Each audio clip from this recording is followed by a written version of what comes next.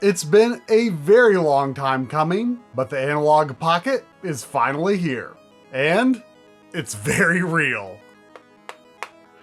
But you know, a lot has changed in the classic gaming scene since Analogue's last major system launch. We've got new scalers and mods for consoles, screen mods galore for handheld systems, and of course the explosion of interest in the Mr. FPGA project, which has reduced Analogue's relevance in the eyes of many. Nonetheless, hype has remained high for the Analogue Pocket, and the reason why is obvious. It offers an extremely high-quality handheld gaming experience, and it's unlikely that there will be anything else like it anytime remotely soon. So, no matter how invested you might be in any existing avenues of gaming, the Analogue Pocket is a unique and compelling addition to the broader world of classic gaming, and it has only a fraction of its potential available to us at launch. So, just how well does it do what it's supposed to do? Let's find out.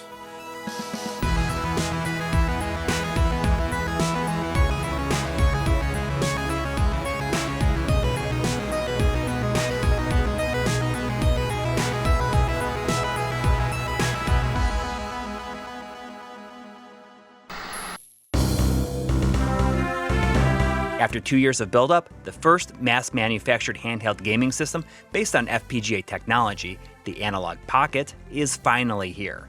For the uninitiated, an FPGA is a flexible, reconfigurable piece of hardware that can be programmed to emulate various devices, such as video game systems. The Pocket predictably focuses on Game Boy Color, and Game Boy Advance, natively playing original game cartridges through a built-in cart slot. Using a special adapter, Sega's Game Gear is also on the menu, while a number of other handheld systems, like the Atari Lynx, Neo Geo Pocket, and even NEC HuCards are slated for next year and beyond. Perhaps most exciting is that the Analogue Pocket is planned to be opened up to FPGA developers who may create even more cores, or port them from open source projects like the Mr. This opens up the possibility of installing console cores on the Pocket, NES, SNES, Genesis, stuff like that, and potentially loading games from the micro SD card. But for right now, this is all just in theory, and we'll have to see how the Pocket will be received by the FPGA development community. Analogue sent our review units over a bit earlier than most, so that we could provide feedback, make suggestions, and report any bugs that we spotted. We also have the full set of accessories on hand, the dock, MIDI cables, and more. So we'll be making as thorough of an investigation as possible of what can be done with the system at launch. Like the Super NT and the Mega SG before it, the Analogue Pocket takes its design cues from various versions of the hardware that inspired it, resulting in something that's like a mix of the original DMG Game Boy, the Game Boy Pocket, and Game Boy Advance SP. Sprinkle in a dash of Super Nintendo sensibilities, like increasing the face button count to 4, complete with North American SNES-style concave X and Y buttons, and you have something worth getting excited for. From the initial renderings, I wasn't sure how big the Pocket would be. I suppose it makes sense that it's nearly identical in width and height to an original DMG Game Boy, but it's significantly thinner, and by proxy, more portable. The main shell of the system is plastic, but it has a very premium look and feel. The matte finish feels akin to the Xbox One X or Series X. However, it'll be interesting to see how well they hold up over time. My white system is already starting to look a bit dirty from extended use, while Tri mentioned that the black tends to show fingerprints easily. The screen is shielded by thick Gorilla Glass, which is reassuring, but if you want to double up on protection, Analogue sells a tempered glass screen protector for $16. But there's only one in the pack, so good luck. Tri ended up with a speck of dust in the lower corner right outside of the visible screen area, but I got mine on with no major imperfections. Still, I think including more than one in the package would ease some nerves. The bottom is complete with a 3.5mm jack for headphones, a power LED, a USB-C port for charging and interfacing with the dock, and a link cable port for connecting to other systems. The volume and power buttons are on the left side, while you have a micro SD slot on the right for firmware updates and whatever else the future holds. The rounded edges complete the feel. It's nice to hold, and it's really solid. It's heavy duty without being heavy.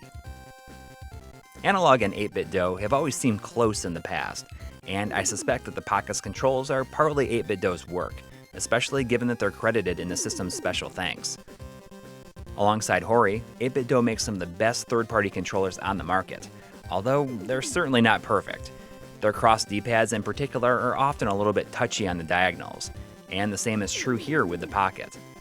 In a majority of gameplay scenarios, D-pad movement feels smooth and concise, but if you really want to fully evaluate a D-pad, just put it up against a Contra game. The 8-way directional aiming can reveal flaws that aren't always totally apparent, and I do find that on the Analogue Pocket, you gotta be really intentional about holding straight down to lay low, because if the game thinks that you're holding a downward diagonal, you'll get up and likely get shot. In most other games, this isn't really a problem. Mario stays firmly crouched whether or not you're holding down or diagonal. And navigation and overhead games, even games with diagonals like Link's Awakening, feel just fine. I suspect that most people would never notice any issues in most games, but it's a shame that the perfect D-pad seems to be nearly impossible to find these days. Touchy diagonals in certain scenarios aside, the D-pad and face buttons all feel really nice to use, all smooth and in no way harsh on the thumbs. The main A, B, X, and Y buttons aren't a shallow instant click like on the GBA SP or Nintendo Switch Joy-Con, but they aren't all mushy like on an old SNES controller either. The right amount of travel combined with satisfying feedback upon a full press, yeah, that's my kind of buttons. Start, Select, and a menu button adorned with the Analogue logo line the lower front-facing portion of the system. R and L, on the other hand, are pretty much straight up inspired by the GBA SP shoulder buttons, which is to say, they get the job done, but are nothing super wonderful to use. These are clicky buttons with very little travel, and larger hands might feel cramped in any GBA games that make heavy use of them. To be fair, I honestly don't know how you could design shoulder buttons any better than this on a narrow, vertical form factor handheld. The only feasible solution might be a possible alternative wide version that mimics the original GBA or PSP horizontal system layout. Shoulder buttons feel great on those systems.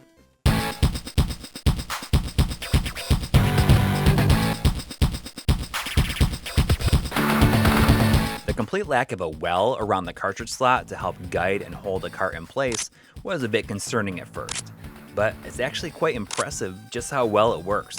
There's very little give in the way that a cart sits in the system, regardless of whether it's tall or short, yet inserting and removing cartridges has just the right amount of resistance. It's a very satisfying cartridge using experience. This should make some people happy since the NT Mini Noir received a lot of criticism over its wobbly NES cart slot. We didn't think it was a big deal in that case, but on a handheld system, a secure fit for games is critically important. While laying on a table, the heavier bottom half of the system keeps the Pocket balanced completely flat, and the cartridge doesn't make contact with the surface, which is super nice.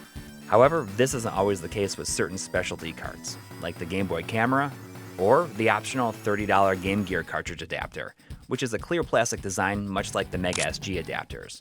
A dust cover to protect the cart slot would have been a nice addition, although if Analogue doesn't do it, then I'm sure it's only a matter of time before someone with a 3D printer takes the reins. Booting up the system with a long press of the green button takes us through a quick, guided overview of the system's capabilities before dropping us into the Analogue OS.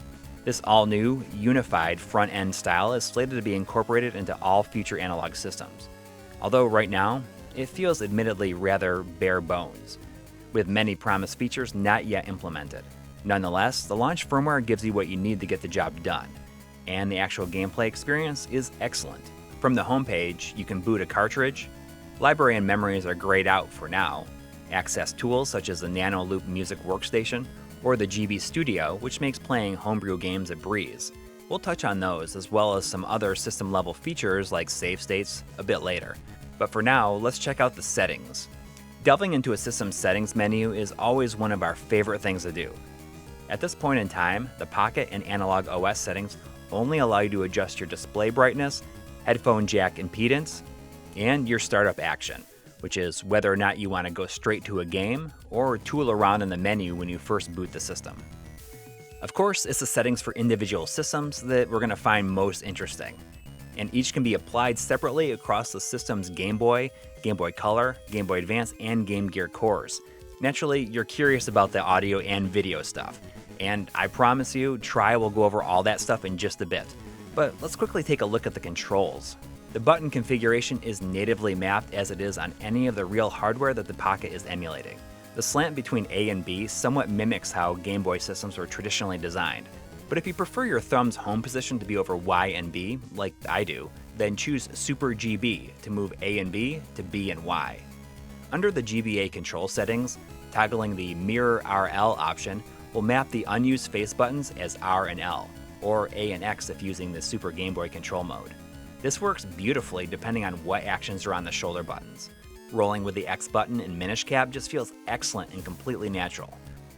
While holding Y instead of L to do angled aiming in Metroid games seems pretty nice at first, but it's hard to jump at the same time, so you're probably better off just sticking with L. Definitely leave this feature on though, and see how you like it from game to game. We've suggested that there also should be an option to turn the unused face buttons into turbo versions of A and B. This definitely feels like a missing feature that many an aging Game Boy fan would appreciate, so hopefully that might come soon. In addition to the feel of using the Analogue Pocket, the screen and how the games are displayed is of extremely crucial importance. So that's coming up next.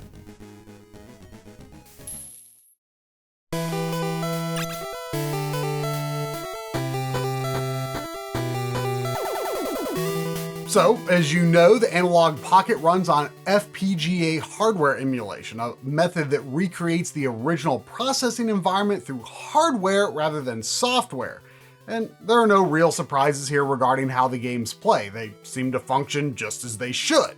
But where the Analogue Pocket goes above and beyond any reasonable expectation is that the original screens were also part of the reverse engineering process. And those functions are re-implemented through FPGA onto the Pocket's integrated screen so that the video can be generated in the same way it was originally designed to be. When I read about that in Analogue's documentation, I kind of rolled my eyes and chalked it up as gratuitous marketing hype. Yeah, okay, if you say so. But the more I used the Pocket and looked at it very, very closely, and remembered that weird old display tech is kind of their lead engineer's thing, I realized they weren't kidding, so I guess I'll believe it, that the screen is to some extent essentially driven to become like a new version of the originals, and I'll show you why I think it's true. The Analogue Pocket screen is a 3.5-inch LCD with a resolution of 1600 by 1440, resulting in 615 pixels per inch. That is pretty mind-blowing when you consider the size difference between the Pocket's 1440p display and a 1440p desktop monitor. The pixel density is higher than any iPhone. In fact, there are very few phones that can match or exceed the microscopic size of the Pocket's individual pixels. But honestly, I have no better ideas for what to do with such a state-of-the-art display than to play decades-old monochrome video games with big chunky pixels. But in all seriousness, the ridiculous 1600 by 1440 screen resolution isn't just for gluttonous excess. There are several good reasons for it, one of which is that the resolution for all Game Boy and Game Boy Color games is 160 by 144. That's right, Game Boy games completely fill the Analogue Pocket screen from corner to corner with a 10x integer scale. No interpolation or compromises necessary.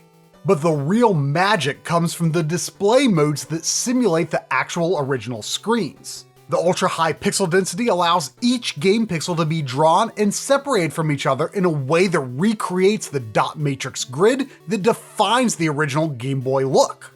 You've got the yellowish-green DMG style, the more neutral shades of the Game Boy Pocket, and the pleasant bluish glow of the Japan-exclusive Game Boy Light.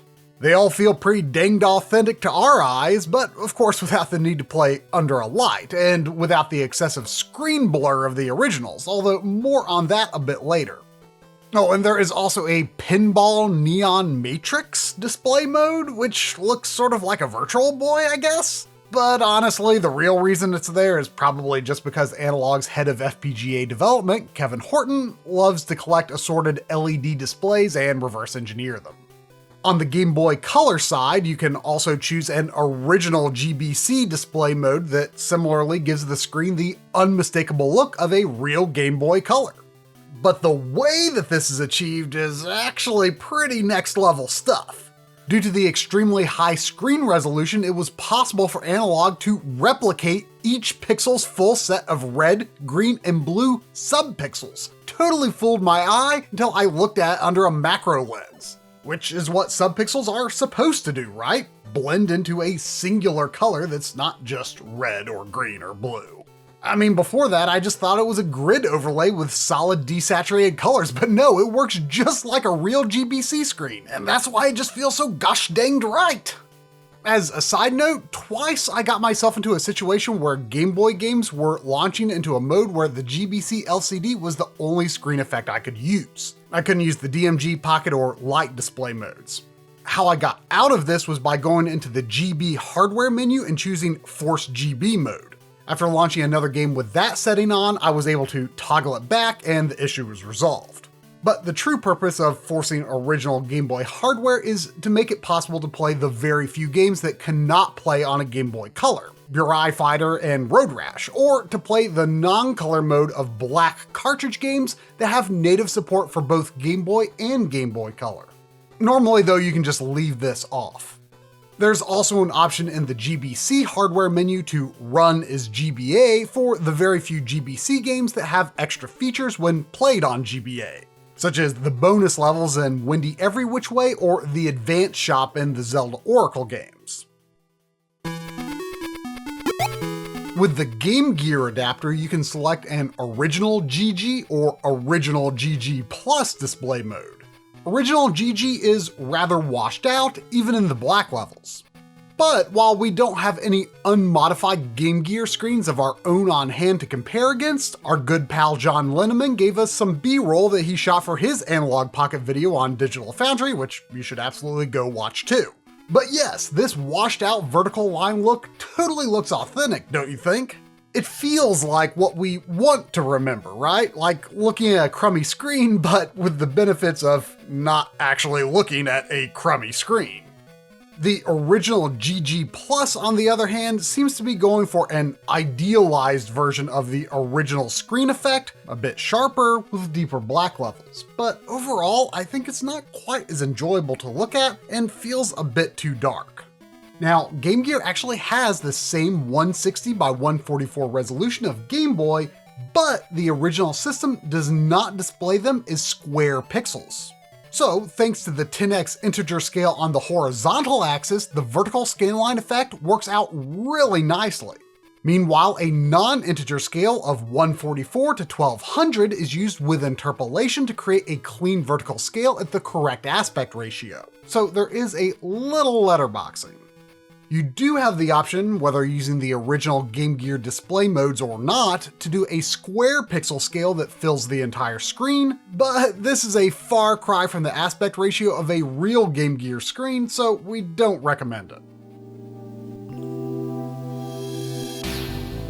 Display modes are also available for Game Boy Advance games, but the results are a bit different. The GBA's wider aspect ratio and 240 pixel horizontal resolution makes it so that a screen-filling integer scale is not possible on the Analogue Pocket, and thus GBA games are scaled with interpolation. The appearance though remains very sharp, and due to the high PPI, you really can't tell by eye that it's not an integer scale or smoothed in any way. The scaling method does, however, damage the appearance of the original GBA and original SP101 display modes.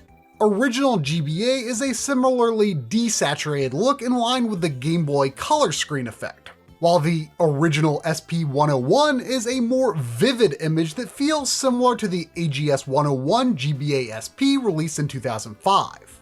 In highly textured scenes, both effects work reasonably well, but in images with flatter shading, you may notice a sort of jail bar effect like you'd expect to see with an unmodified Sega Master System or TurboGrafx console. So because of this, we recommend playing GBA games with the top display mode labeled Analogue GBA. This results in a clean image without an LCD grid effect, and you can still freely adjust the desaturation level to match how you think GBA games should look. GBA games do often feel oversaturated when displayed without the limitations of the original screens, so a desaturation level of around 3 or 4 feels like a nice compromise, with generally pleasing colors that still benefit from the quality of the new screen.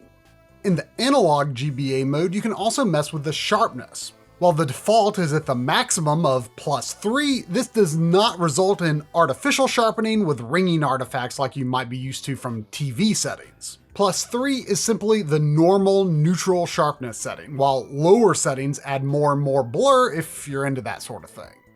There's also the frame blending toggle, but before we talk about that, let's scoot back on over to the other systems which have similar but different settings for their non-LCD effect modes. For Game Boy Color, if you want a clean image without an LCD effect, simply choose Analog GBC, and then once again set the desaturation to around 3 or 4 to tone down the extreme vibrance down a notch. Oh, and while there's not much reason for it, you can manually resize any system's picture as long as you aren't using an LCD effect mode. You can go as small as 2x scale, 320 by 288. That's a picture just 3/4 of an inch diagonal, or about the size of a micro SD card. I can't even imagine being able to see a 1:1 sized picture. And it's the same story with Game Gear too. If you're not using the stylized display modes, you may still want to reduce the saturation just a bit. Not that my PVM is perfectly calibrated or nothing, but it's interesting how certain colors compare against some games' Master System counterparts. For regular Game Boy games, settings are much the same, except instead of a desaturation slider, we have a color palettes menu. Only 5 presets exist here, but we'd say that they're generally more tasteful than any of the settings available for these games when played on a Game Boy Color. Alongside grayscale, mint and purple offer some simple colorization to the Game Boy's 4 shades. Meanwhile, blue and green do something similar to what Game Boy Color does, allowing a distinct palette to be assigned to sprites and backgrounds separately. So both options display sprites in a reddish hue, while backgrounds are either blue or green. A function for loading and editing custom palettes is there, but is presently grayed out, and we are greatly anticipating it. This would allow for all kinds of possibilities, and we're curious to see if palette formats created for MiSTer or software emulators like Gambate might work here too. I know that I'll totally be loading up all of the Super Game Boy preset palettes on here as soon as I can. It's really too bad that custom palettes didn't make the cut for launch firmware, but hopefully we won't be waiting too long. Speaking of Super Game Boy, one missing feature that would be a total game changer is the ability to use Super Game Boy enhanced palettes and sound in supported games. Games with Super Game Boy support can change color from scene to scene and even have separate palettes for different regions within the screen. But they have never been officially supported in any way aside from playing on Super Nintendo. And it looks so much better than how some of these games look on GBC, GBA, or a GameCube Game Boy player. We imagine that the complication here is that at least some portion of an SNES core would likely have to run alongside the Game Boy core. Not to mention, I assume there would need to be some sort of software not copyrighted by Nintendo that would interpret the color information in the same way as an actual Super Game Boy. But we have been reassured that this is possible, so hey Analog, let's see it happen. I mean, gosh, could you just imagine playing with those beautiful Super Game Boy enhancements, but with the GBC LCD screen effect? I can, because that's what I thought I'd be doing on Christmas morning in 1998. Nintendo's Game Boy Color palettes for the regular Game Boy games really let me down hard.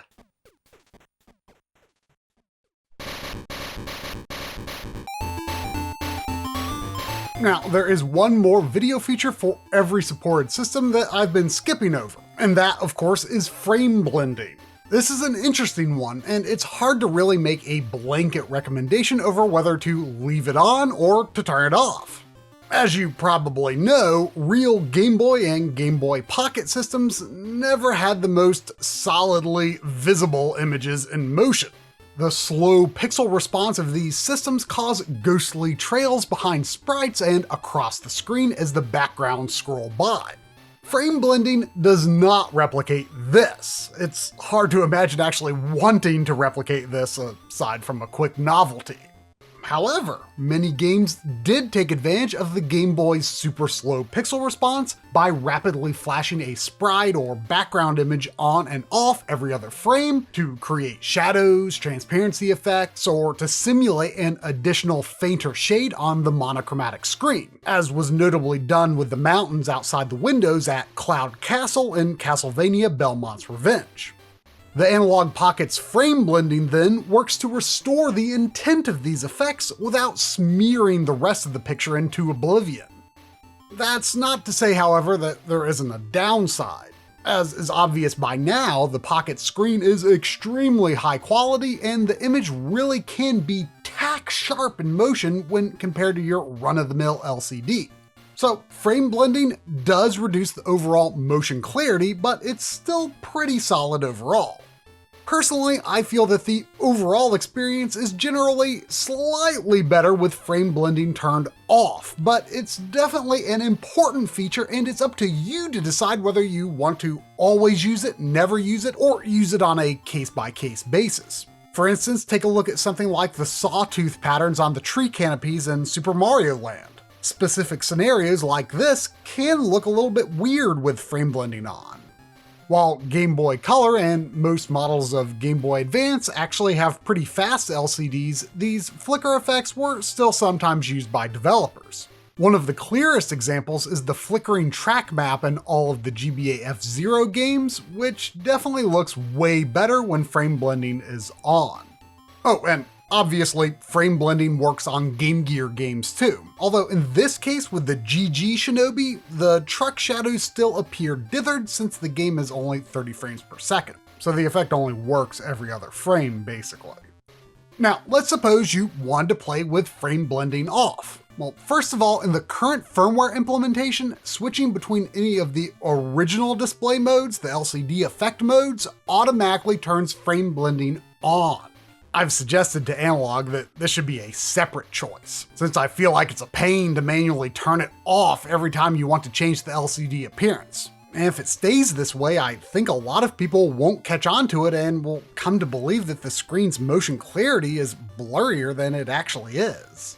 But yeah, okay, so you've decided that you're going to play with frame blending off. Any concerns here? Well, you might recall that in the summer of 2020, I had a bit of a run-in with these flicker effects and how they present on various replacement screen kits for original DMG, Game Boy Pocket, GBC, and GBA systems. Would the Analogue Pocket have similar issues? I had actually been kind of worried about this, to be honest. But you see, a lot of these Game Boy replacement screen kits are just repurposed excess replacement screens for like BlackBerry phones and things like that. Not necessarily cutting edge tech.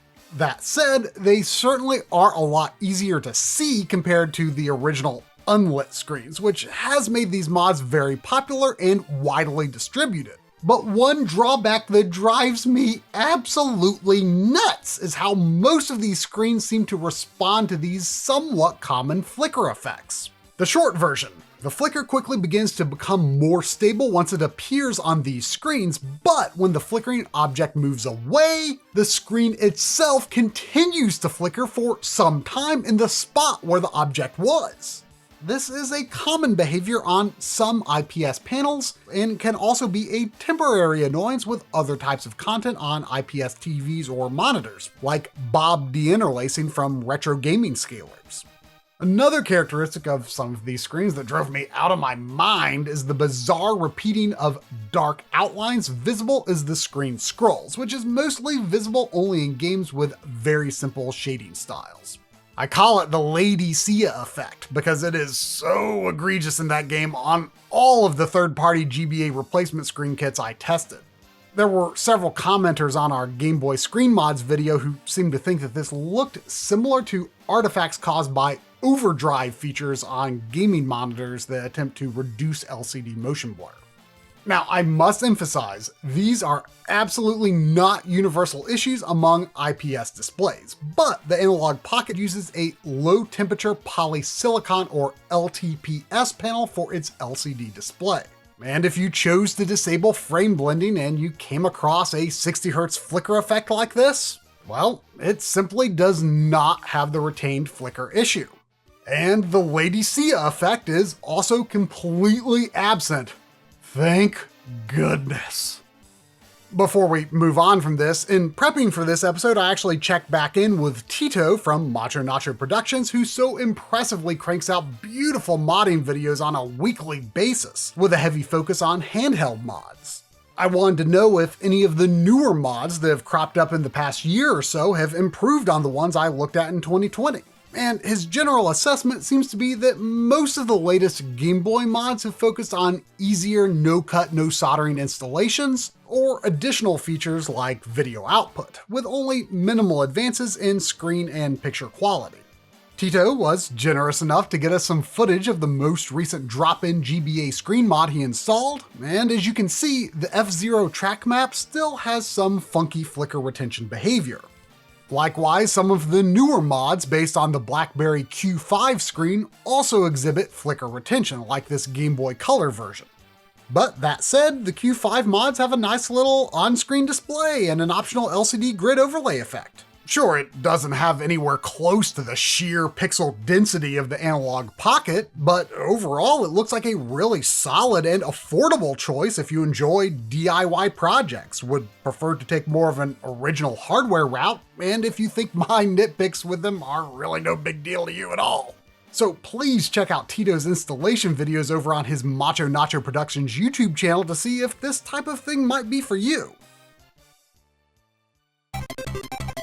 LTPS panels, like the one in the Analogue Pocket, allow for extremely high pixel density, and I think it was absolutely the right choice to prioritize achieving that 10x integer scale for Game Boy games over any other screen characteristics, like the perfect black levels that OLED might have been able to achieve. That just seems like overkill, considering that these games don't even necessarily look their best with ultra-high contrast ratios. But obviously that's not to say that the screen isn't capable of very vivid high-contrast images if you do want that.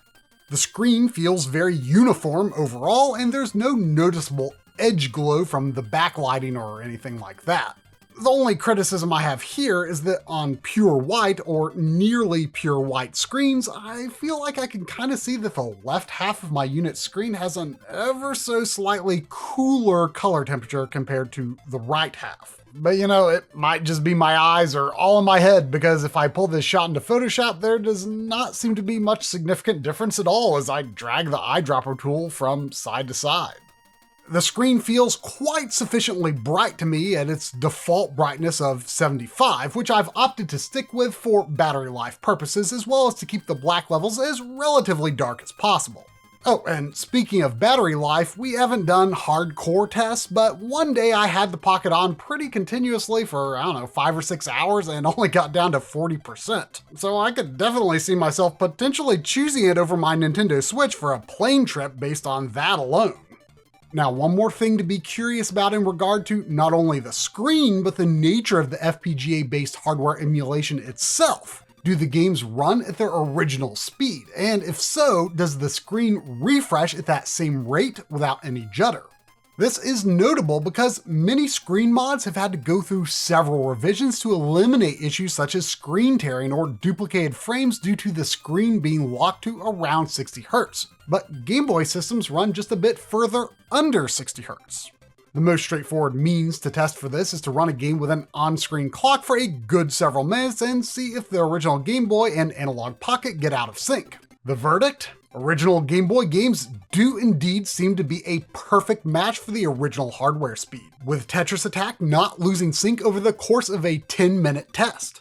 But what about the screen? Does it refresh at the same pace as original hardware?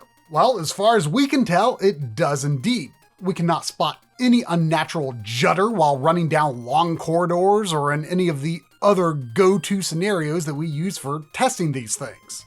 So this is extremely good news for both gameplay authenticity as well as for the overall quality of the experience. We ran the same tests on Game Boy Advance with equally satisfying results. And Game Gear too. The Analogue Pocket stays in sync with the original hardware and does so without any screen judder.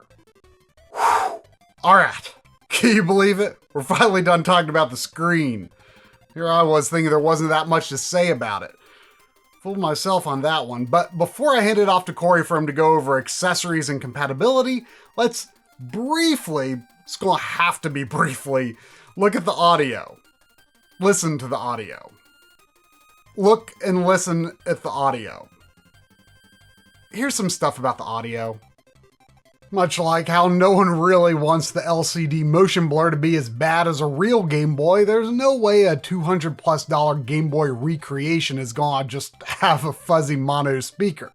The Analogue Pocket then helps the Game Boy actually live up to that dot matrix with stereo sound by actually giving us stereo speakers.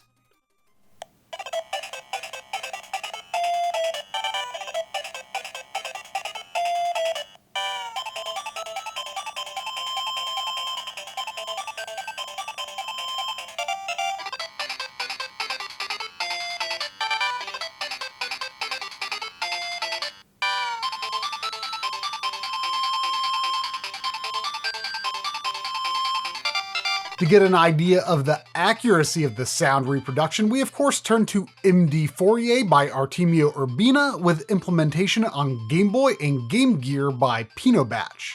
Without getting too technical, the Analogue Pocket's Game Boy audio seems to be an overall close match to the audio signatures generated by real Game Boy hardware, with low frequencies being very similar and higher frequencies being attenuated.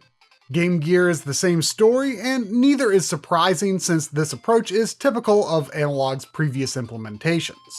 The data though does show us that the Game Boy seems to be overall a bit pitched up, which is strange because the jailbreak Game Boy core from the NT Mini did not have this issue.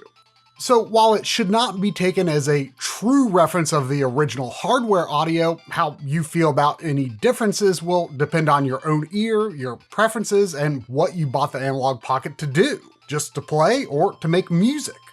And it could potentially even change or become even more accurate, we just don't know, but here's how things stand at launch with recordings directly from the headphone jacks.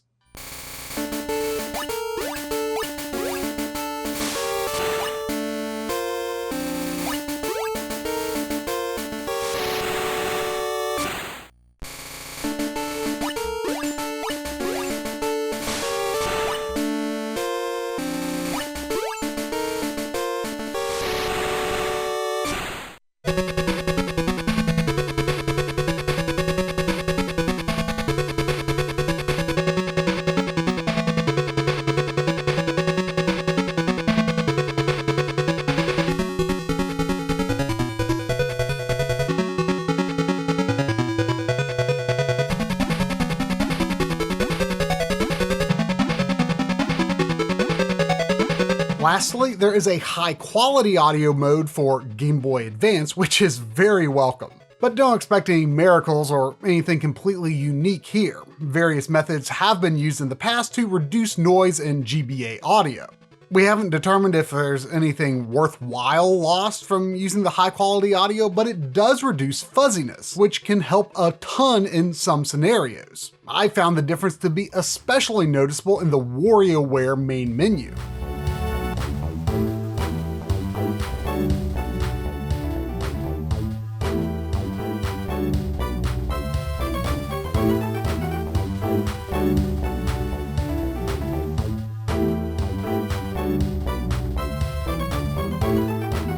Oh, and if you were paying attention to the video there, you might have guessed that this was indeed recorded via the Analogue Dock. And well, that's up next.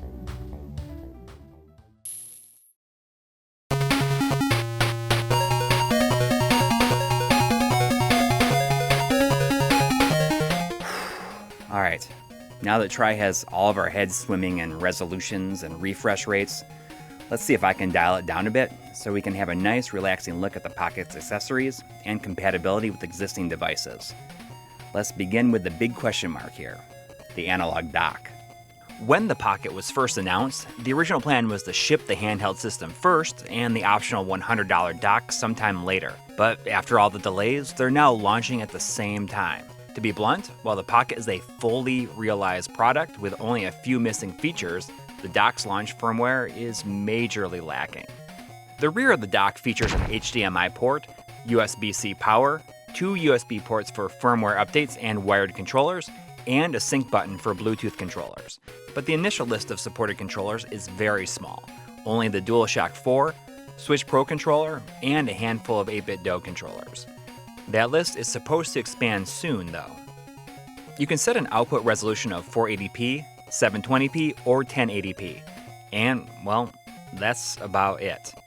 Frame blending, desaturation, and display modes are all currently grayed out, so you can't choose any of the emulated LCD effects or other flourishes. There's honestly not much that we can really even demonstrate with the dock right now. By default, games for all systems are scaled to fill the output height, using sharp interpolation to get there. If you're using 1080p output, then you have the option of also choosing the largest possible integer scale. This will give you the sharpest pixel edges, and the picture is still reasonably large, so either choice is great. You might recall that previous analog systems have used a frame buffer mode called zero delay to minimally adjust game speed to sync frame delivery to the HDMI output, but that is yet to be implemented. So while game speed does match the original hardware, there is some judder when playing on the dock. Oh yeah, the Analogue Dock, you know, that thing that lets you connect these systems to a CRT? Well, that's not compatible yet either. We've been reassured that the dock will see a major firmware update in early 2022 that'll add many of the missing features. But when compared against a slew of other ways to play portable games on a TV, the Mister, GBA Consolizer, a GameCube with the Game Boy interface, or even the Super Game Boy 2 on a Super NT, well, it's just not there yet. Maybe we'll take another look at the dock more in-depth after it actually has more features to go in-depth on.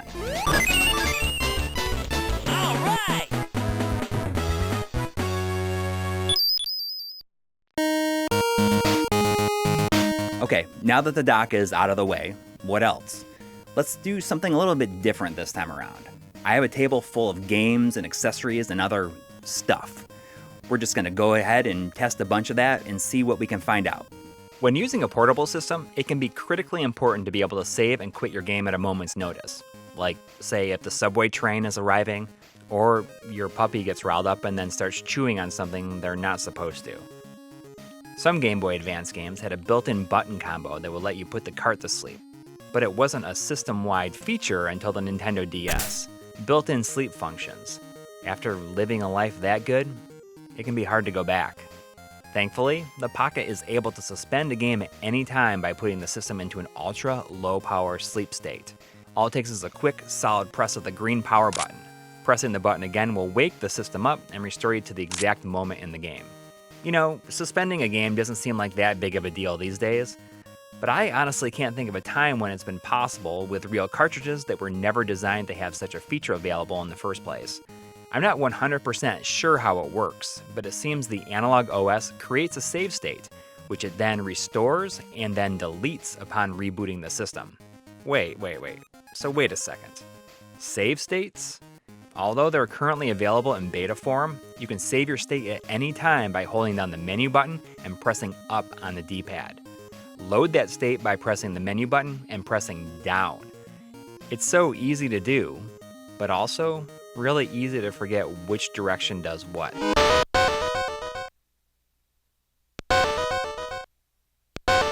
Save states, along with the library and memories feature on the main menu, are supposed to be more fully fleshed out in the upcoming firmware version 1.1, which we've been told is coming in January 2022.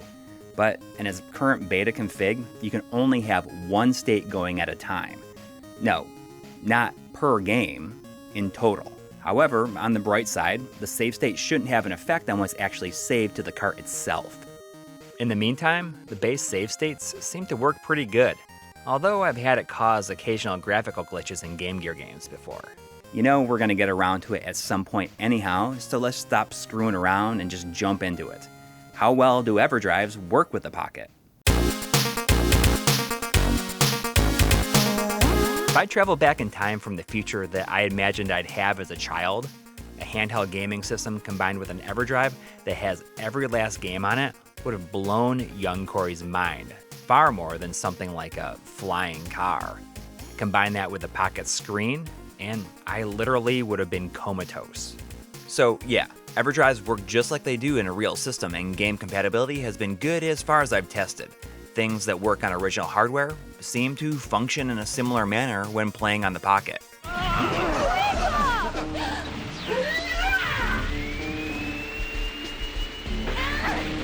The Game Gear EverDrive X7 and Game Boy EverDrive X7 both have their own save state features built in, which are useful, if a bit clunky at times. The quickness of the Pocket's built-in save state is great if you're trying to make it past a certain point, and then you can commit to a more permanent save using the EverDrive save states. The GBA EverDrive, though, well, that doesn't have any sort of in-game menu/save state function at all. The fact that the Pocket's own save state feature works, however impermanent as it might be, should totally make owners of both real happy. Of course, they only work from within the game that you're playing, not from the EverDrive menu. Still, if you're using the EverDrive on the Pocket, one main limitation you should be aware of is that putting the system to sleep is out of the question. When you press the power button, it gives you a warning that the cart isn't supported. If you select OK, then the system shuts down. You have to restart it to get back to the menu. That's unfortunate, but I can absolutely understand and appreciate why it's not possible. However, if you create a save state while playing a game on the EverDrive and shut down the system, you can load the save state as long as you reload the same game first. Yeah, it's a workaround, but it works. What about the different emulators that the GBA EverDrive uses to play games for other systems? Well, would you look at that? Game Boy, Game Boy Color, Neo Geo Pocket, and even NES. They work. Sorta. Neo Geo Pocket is so slow that it's unplayable. While NES audio is pretty jacked up.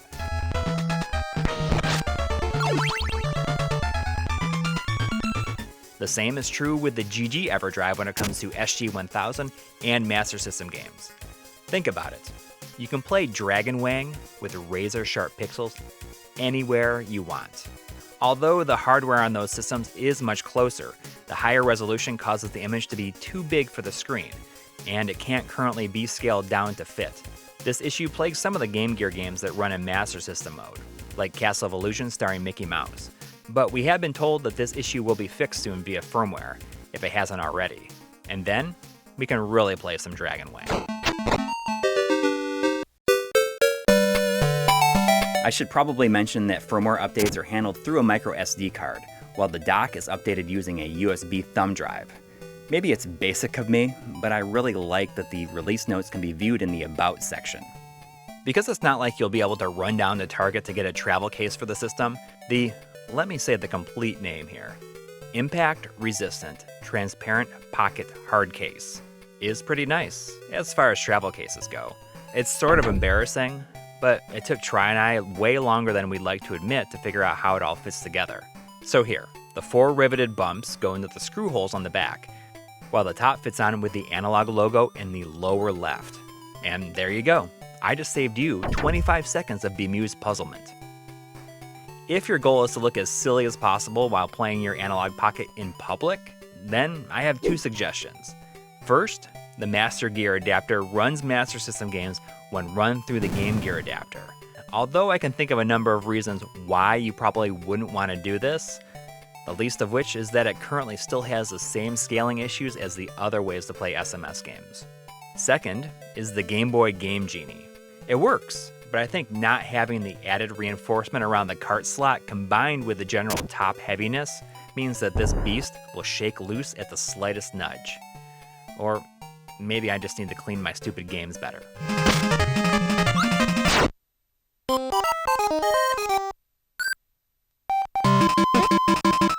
Aspiring game developers will get a big kick out of the GB Studio functionality. Games built using GB Studio need to be compiled in a .pocket format and placed inside the GB Studio folder on your SD card. Typical .gb ROM files aren't compatible. I'm speculating that the reason for this is so that the Pocket can tell the difference between regular game ROMs and homebrew. If they use the basic file extension, what's to stop it from loading retail games? Most will recognize the port at the bottom as a link cable extension I/O. And that's a pretty astute observation. But it's that, and oh, so much more. Using a special Analogue Pocket link cable, you can connect to the Game Boy Pocket, Game Boy Color, or Game Boy Advance. Original DMG systems are pushed to the wayside though. The end with the switch that says GBC and GBA goes into the Pocket, and the other goes into the system you want to connect to. I don't have a ton of two-player games to test it out with, but I expect that it should work so long as the switch is flipped to the correct type of system. Heck, the port will even work with the Game Boy Advance to GameCube link cable. Except that the bottom of the system isn't exactly designed to accommodate for the tabs on an official cable. But if you take the screws out, then you can pry open the shell with a little force. From there, you can plug it in and go to town. Although the fit is a little loose, so don't go too crazy, okay? It totally works for Crystal Chronicles multiplayer and stuff like that. It's safe to say that the handheld portion of Four Swords Adventures has never looked better. You can even load up supported NES games from Animal Crossing, and unplug the link cable afterwards to take it with you. However, just like the standard NES classics on GBA, these use a sort of interlacing effect to squeeze the resolution down to GBA size, so turn on frame blend to make it look a bit better. This is obviously far from the best way to play any of these NES games, but it's just cool that it works. So I've been taking my sweet time with the other stuff because I've been completely terrified of doing the music connectivity portion of this video. Back in 2007, I went to a show in New York City called Blip Fest. Upon entering, the first thing I saw were people playing music with Game Boys, and it sounded freaking amazing. Analogue went ahead and made available a range of different types of MIDI cables, which, when combined with the Nanoloop Studio tool, is sure to give us some awesome creations. Although I'm not exactly the person to make a good demonstration of it here, but let's see what I can put together with limited time. Please, don't laugh.